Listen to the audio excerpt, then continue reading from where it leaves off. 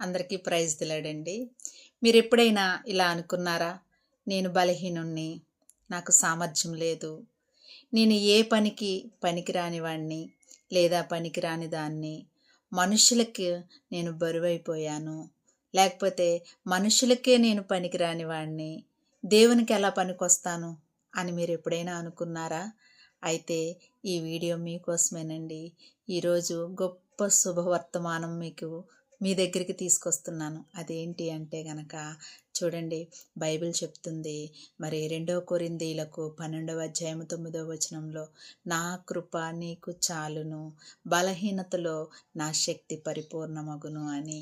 అంటే చూడండి, మనం ఎప్పుడైతే బలహీనులుగా ఉంటామో అప్పుడే దేవుని శక్తి మనలో గొప్పగా సంతరించుకుంటుందటండి. అంటే దేవుడికి బలహీనులంటేనే ఇష్టం.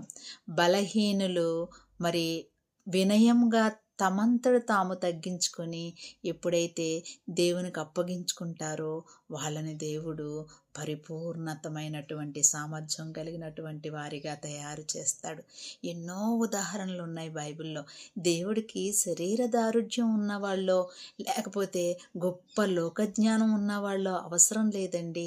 తమంతట తాముగా దేవునికి ఎవరైతే అప్పగించుకుంటారో వాళ్ళనే దేవుడు కోరుకుంటూ ఉన్నాడండి.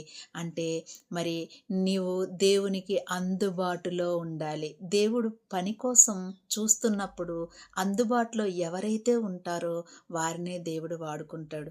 అంతేగాని లోక సామర్థ్యమో లోక జ్ఞానమో ఉన్న వారి కోసం దేవుడు చూడడం. ఎందుకంటే దేవుని యొక్క జ్ఞానం అమోఘం, దేవుని యొక్క సామర్థ్యం అద్భుతం. అటువంటి అద్భుతమైన సామర్థ్యాన్ని నీకిచ్చి దేవుడు వాడుకుంటాడు.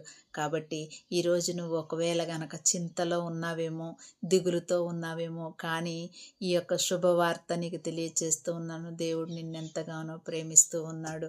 అంతేకాదండి, మరి మోషే అన్నాడు కదా, మరి ప్రభువా నేనైతే నెత్తివాడిని, సరిగ్గా మాట్లాడలేను, నాకు భయము, బలహీనత ఇవన్నీ ఉన్నాయి దేవా, మరి నేను ఎలాగా అంతమంది ప్రజల్ని నడిపించగలను అని అన్నప్పుడు దేవుడు మరి అటువంటి సామర్థ్యం లేని వాడినే లక్షల కొలది మరి జనాన్ని నడిపించే నాయకుడిగా నిలబెట్టుకున్నాడండి.